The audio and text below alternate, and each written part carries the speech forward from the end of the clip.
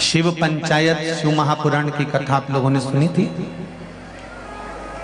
शिव पंचायत शिव महापुराण की कथा यदि आप लोगों ने सुनी थी तो उसमें वर्णन करा था कि प्रत्येक पूजन में, अर्चना में, यज्ञ में, अनुष्ठान में, भगवान की भक्ति में सूर्य की साक्षी होना जरूरी होता है।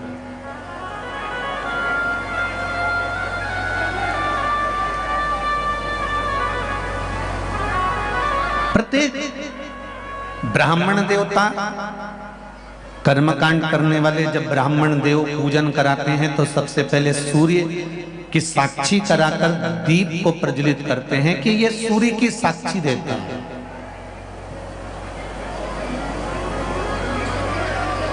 ये केवल सूर्य नहीं है, ये केवल दीप नहीं है, ये सूर्य की साक्षी देने वाले। महाराज संकल्प करते समय हाथ में जल लिया जाता है, संकल्प करते समय हाथ में अक्षत चावल लिया जाता है, संकल्प करते समय हाथ में खुला पैसा लिया जाता है, संकल्प करते समय एक गोल सुपारी हाथ में ली जाती है, संकल्प करते समय हाथ में पुष्प लिया जाता है। इन सभी चीजों का प्रमाण क्या है?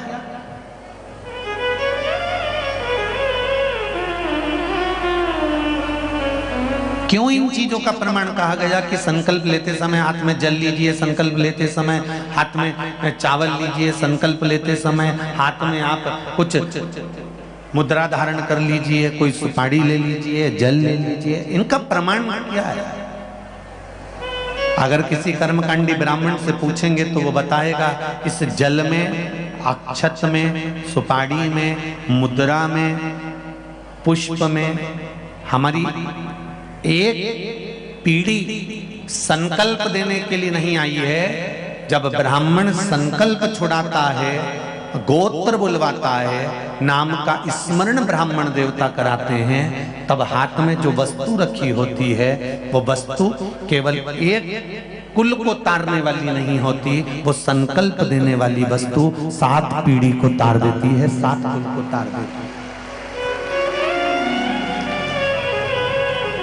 उसी तरह मंदिर में लगाया गया दिया केवल मंदिर को प्रकाशित नहीं करता, मंदिर में लगाया गया दीप केवल मंदिर को उजाला नहीं करता, मंदिर में लगाया गया दीप सबसे पहले अगर प्रकाश देता है, सबसे पहले उजाला देता है, तो हमने जैसे ही दीप को प्रकट करा और प्रकट करते से वो दिए ने सबसे पहले प्रकाश हमारे हृदय में करा और हमारी जिंदगी में करा, हमारे जीवन में वो प्रकाश करा।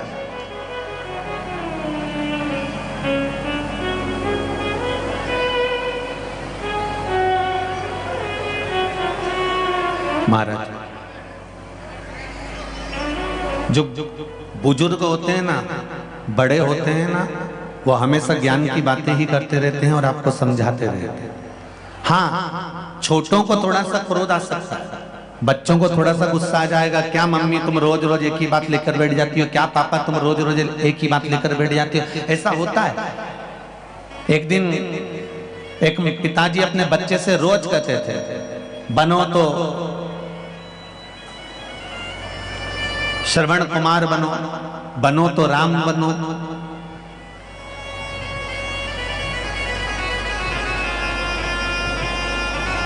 प्रतिदिन एक माता पिता अपने बच्चे को रोज डांटते, बनो तो राम बनो, बनो तो श्रवण बनो, बनो तो राम बनो, बनो तो श्रवण बनो। एक दिन बच्चे को क्रोध आ गया और बच्चा गुस्से में आकर बोला, क्या पापा मम्मी रोज राम और श्रवण बनने को कहते हो, कभी कृष्ण बनने को तो कहते ही नहीं हो।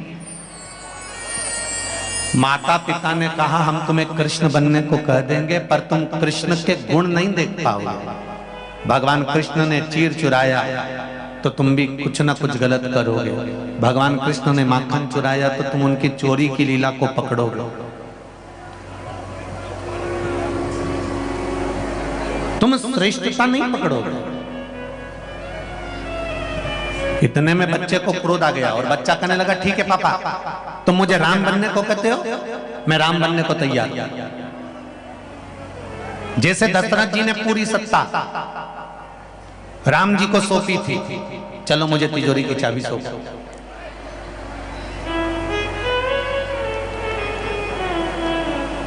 बड़ों का छोटों को जो उपदेश होता है वो ज्ञान प्रदान करने वाला होता है। छोटों को जो उपदेश दिया जाता है वो ज्ञान के लिए दिया जाता है। और बहुत समझने वाली बात है, बाजार में तुम्हारे सागर में आम की कीमत कितनी है? जम के बोलो जरा। 60 रुपए, 80 रुपए, 100 रुपए किलो। सेव फल की कीमत कितनी होगी? 60 रुपए, 80 रुपए, 100 रुपए।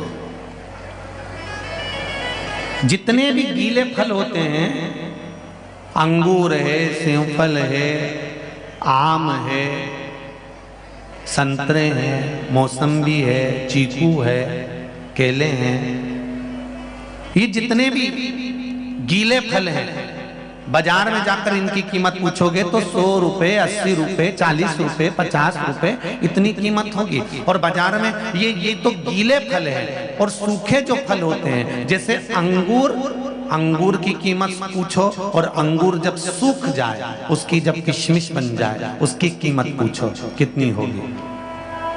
किशमिश की कीमत अंगूर की कीमत से ज्यादा होगी कि नहीं होगी?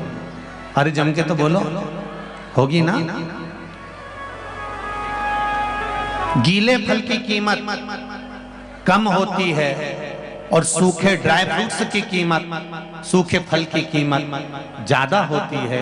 उसी तरह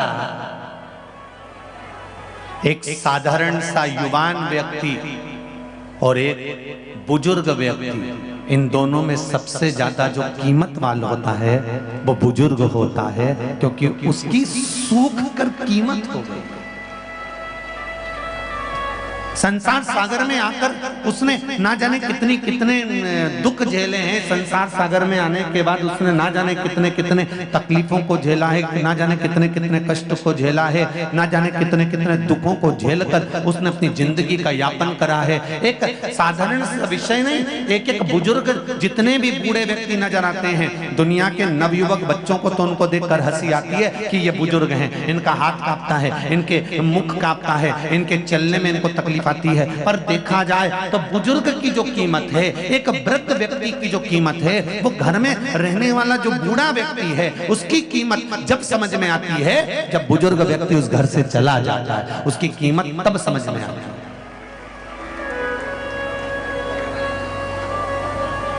उसकी कीमत को समझो, उसकी कीमत को जानो। मेरे भोले तेरा सहारा है, मेरी नैया का तू किनारा है, मेरी नैया का तू किनारा है। शिव भक्ति की कीमत को समझ में संत, साधु, सन्यासी, तपस्वी, साधक, उपासक, इनकी कीमत को हमें समझना। महाराज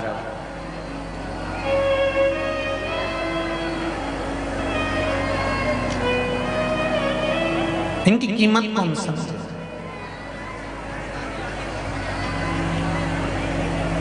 शिव महापुराण की कथा कहती है कि भगवान शंकर माता पार्वती के साथ में विराजमान थे।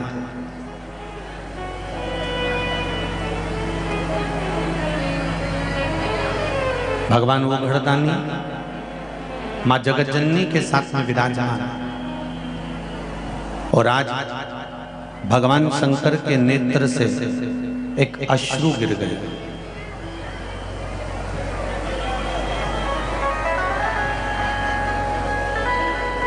भगवान शिव के नेत्र से एक अश्रु गिर गया, और नेत्र बंद करने के बाद जो अश्रु गिरा, उस अश्रु से एक पुत्र ने जन्म लिया जिसका नाम था नरकासुर।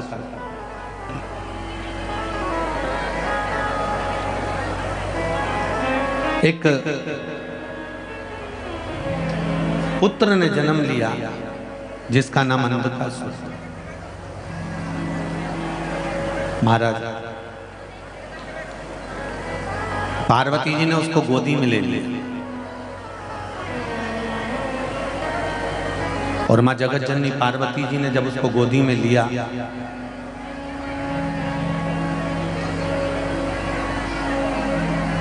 और गोदी में लेकर मां पार्वती उसको शिव जी के सम्मुख में लेकर आ गई। शंकर भगवान के सामने लेकर आकर माता पार्वती जी ने कहा, यह आपका पुत्र है।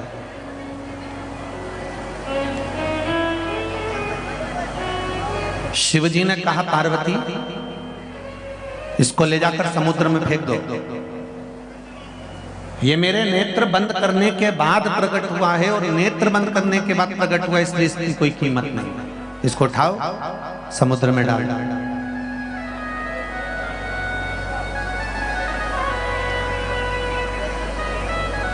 उठाकर इसको समुद्र के अंदर डाल दीजिए, फेंक दीजिए। पार्वती जी ने कहा, प्रभु आप कैसी बात करते हो? ये आपका पुत्र है, ये आपका बेटा है। शिवजी ने कहा, सुनो पार्वती, अगर ये मेरा पुत्र है तो इसके भीतर के जो विकार होंगे, इसके भीतर में जो भाव होंगे वो मेरे जैसे होना चाहिए, समर्पण के भाव के होना चाहिए। इसको उठाओ और समुद्र में डाल दो। पार्वती मैया बेटे को समुद्र में नहीं डालना चाहती थी। शिव जी ने थोड़ा सा क्रोध करा, बोला, तब माता पार्वती ने उसको समुद्र में डाला। समुद्र में हिरण्याक्ष रहता था। हिरण्याक्ष ने उस बालक को पाल पोस कर बड़ा कर लिया और हिरण्याक्ष ने अपने पास उस बालक को रख लिया। हिरण्याक्ष मर गया, प्राण छूट गए, अंधकासुर की सत्ता स्थापित हो गई। अंधकासुर ने ब्रह्मा जी से वर प्राप्त करा, ब्रह्मदेव का तप करा, साधना करी और ब्रह्मा जी से वर मांगा। ब्रह्मा जी ने कहा, मांगो तुम्हें क्या चाहिए? तो अंधकासुर कहते हैं, मुझे वर दीजिए कि मेरे प्राण ना छूटे, मैं मरूं ना।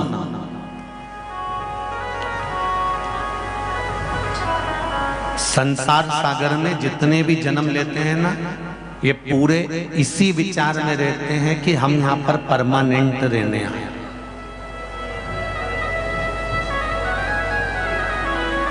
अच्छा, ज्ञान सबको है, थोड़ी सी भी बात करो ना किसी से तो ज्ञान की बातें सब करते हैं। अरे भैया एक ना एक दिन तो जाना ही है। अब बताओ, महाराज जी से ज्यादा ज्ञान तो संसार के हर व्यक्ति को, कि उसको ये मालूम है कि एक ना एक दिन जाना है।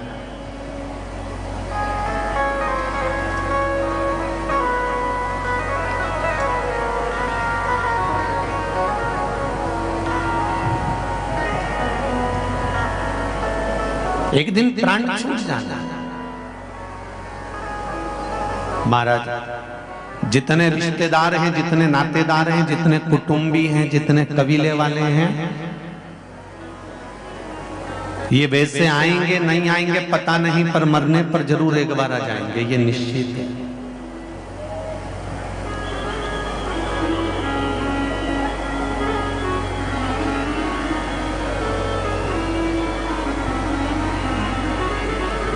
अंधकासुर को भी ये लगा कि मैं मरूं ना।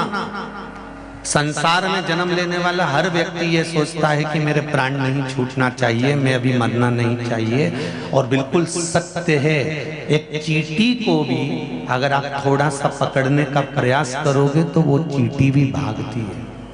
एक चींटे को भी पकड़ने का प्रयास करोगे तो वो चींटा भी भागता है। एक झिंगुर, एक खटमल, एक माथे में रहने वाला जू, उसको भी पकड़ने का प्रयास करोगे तो वो भी भागता है।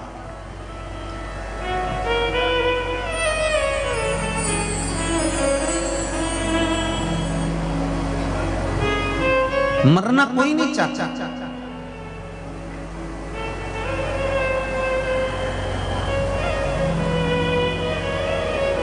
परमात्मा ने एक नियम बहुत अच्छा बना रखा है कि मुट्ठी बांध आया जग में, हाथ पसारे जाएगा। क्या तू लेकर आया जग में, क्या तू लेकर जाएगा। इस कहावत में कहा गया कि क्या तू लेकर आया, क्या तू लेकर जाएगा, मुट्ठी बांधे आया और हाथ पसारे जाएगा।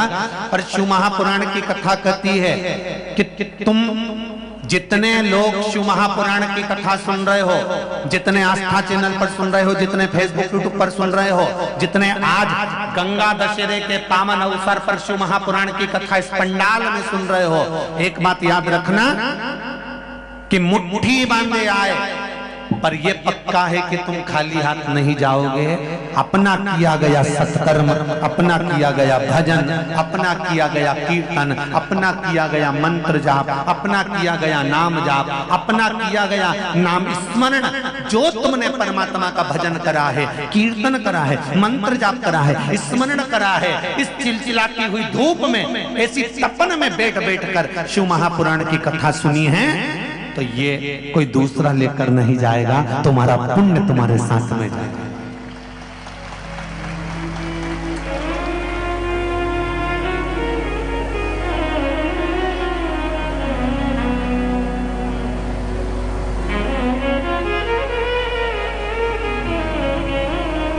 तुम्हारा पुण्य तुम्हारे साथ जाने वाला है, कोई तुम खाली हाथ नहीं जाने वाले हो।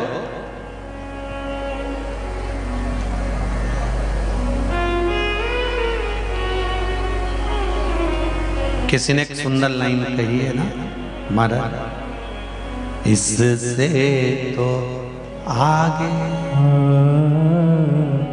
इससे तो आगे भजन नहीं है साथी, हरि के भजन बिन अकेला रहेगा। अरे मन ये 2 दिन का मेला रहेगा, कायम जगह का झमेला रहेगा। इससे तो आगे, अंतिम समय में केवल एक भजन का साधन है, अंतिम समय में केवल एक परमात्मा के नाम कीर्तन का साधन है, अंतिम समय में केवल एक नाम स्मरण का साधन है, इसके सिवाय कुछ नहीं। केवल नाम स्मरण,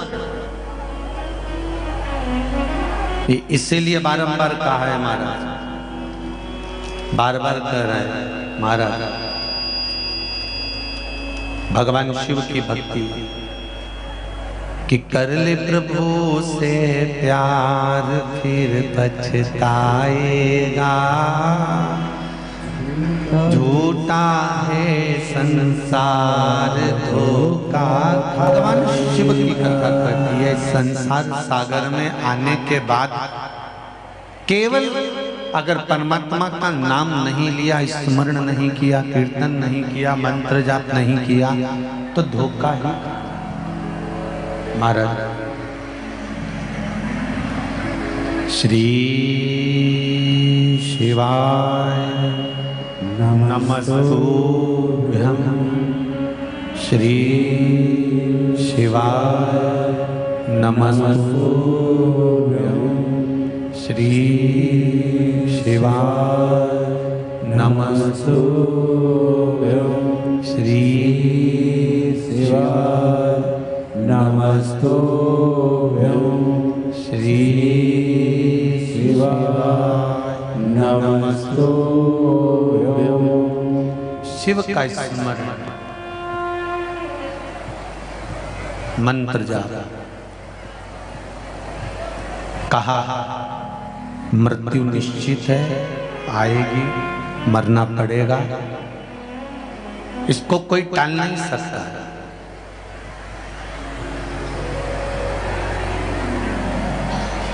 और सुन लो, जितने लोग कथा श्रवण कर रहे हैं, चाहे सागर में बैठकर सुन रहे हो, चाहे टीवी के सामने सुन रहे हो, चाहे मोबाइल पर सुन रहे हो, सब ध्यान लगाकर सुन लो कि मृत्यु निश्चित है, जाना पड़ेगा, पर एक बात का स्मरण अपनी जिंदगी में रखो कि मरने की जो घड़ी होती है, प्राण छूटने का जो समय होता है, उस समय पर तुम सोचो कि भगवान का नाम निकल जाए, भजन निकल जाए, कीर्तन निकल जाए, तो ये नहीं हो सकता। क्योंकि परिवार से इतना मोह होता है, परिवार में इतनी आसक्ति होती है, परिवार में इतनी तृष्णा होती है कि भगवान का नाम निकल ही नहीं सकता, परमात्मा का नाम नहीं निकलेगा।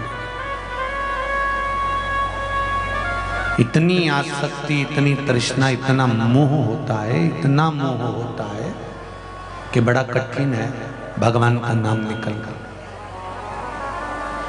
अगर निकलता है तो केवल परिवार वालों का नाम निकलता है, इसके सिवाय नहीं।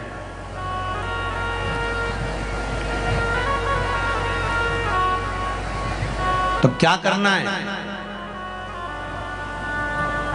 जितने गांव के लोग बैठे होंगे वो एक बात जानते होंगे, पानी गिरने से पहले गांव का व्यक्ति अनाज कोठी में भर के रख लेता है। बोलो सही है कि गलत है? अरे बोलो जरा जम के बोलो। गांव का व्यक्ति अनाज कोठी में भर कर रख लेता है।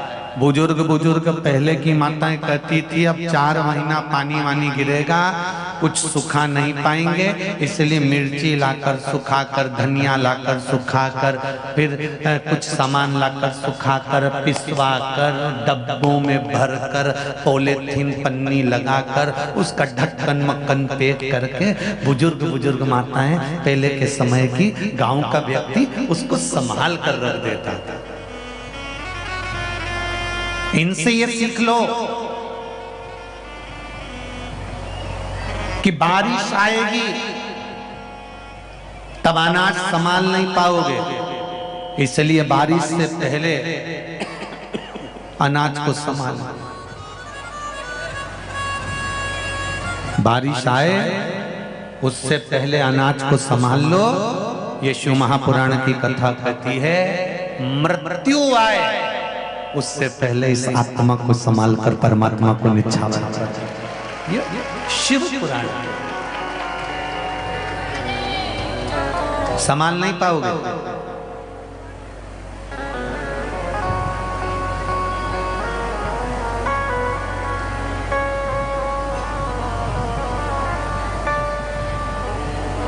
घर में शादी आती है तो तैयारी शादी वाले दिन करते हो कि पहले से करते हो?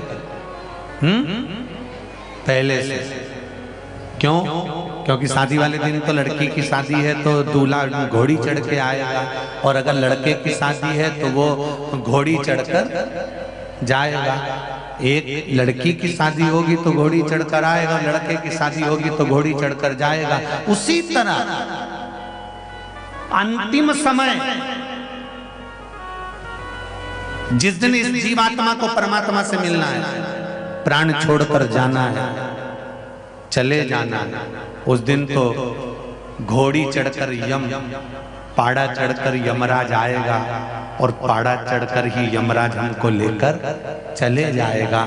उस दिन कुछ नहीं कर पाओगे, केवल आंख से आंसू झड़ेंगे, नैनों से नीर बहेगा, पलंग पर पड़े रहोगे, डॉक्टर अपना काम करेगा, तब एक तुम्हारे काम जरूर आएगा जो तुमने आज सागर में बैठकर जो शिव महापुराण की कथा सुनी है, ये तुम्हारे अंतिम समय में काम आएगा। 3.5 करोड़ रोम छिद्र ये मनुष्य के शरीर में है।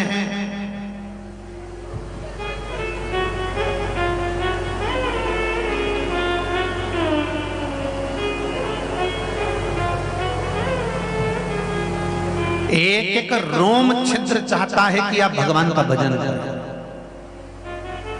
एक कथा पहले कही, आज फिर कह रहे हैं।